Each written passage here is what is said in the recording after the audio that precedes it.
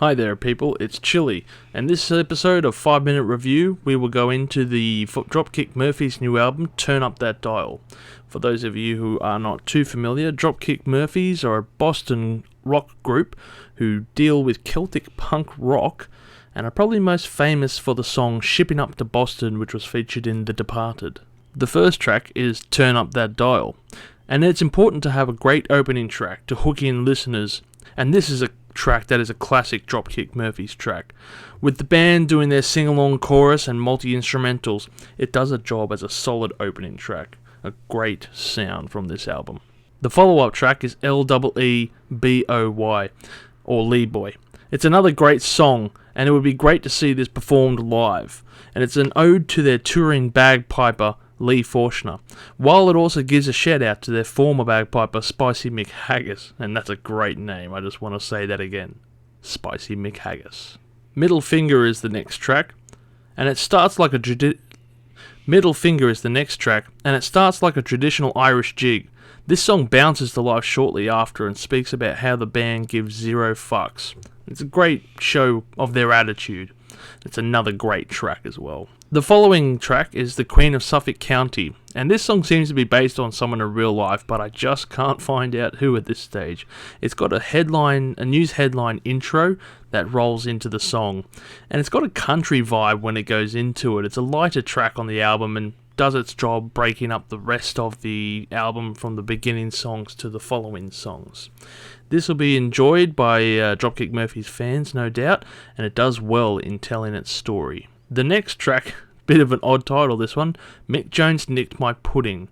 I'm sure that means something else. This is an odd song telling the story of Mick Jones of the Clash fame. It's a funny story with a punchy riff and smooth bass line throughout.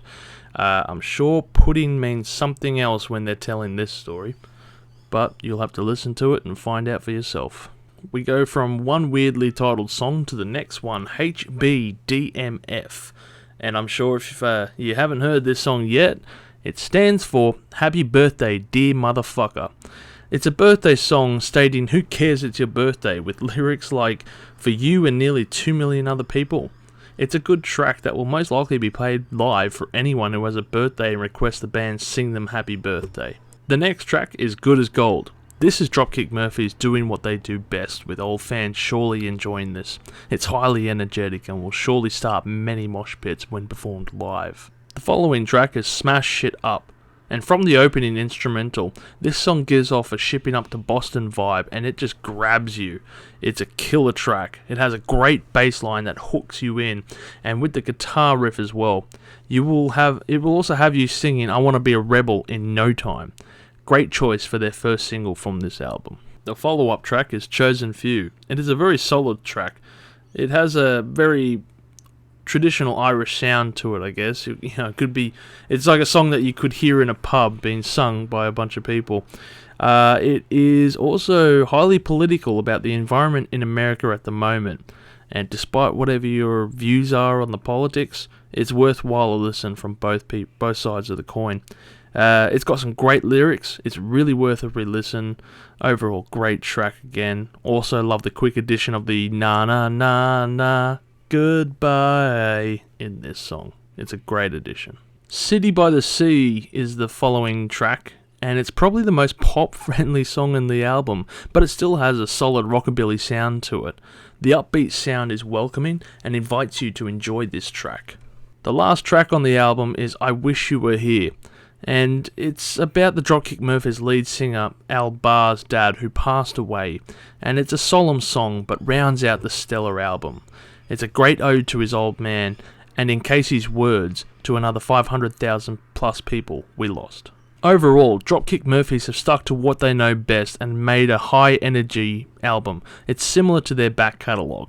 Like someone once said about NoFX, it's nothing new, but what would we have come to expect of the band? Would you want it any other way? I know I wouldn't. Will this album win over new fans who didn't like them before? Most likely it won't. But who cares, because it's more of what the fans want, and that's Dropkick Murphys doing songs that kick ass. Stay true to your fans and they will love you for it, and fans should truly enjoy this album. I give it an 8 out of 10 with standout tracks being Turn Up That Dial, Lee Boy, Mick Jones stole my pudding and smashed shit up. Tune in and check out that album.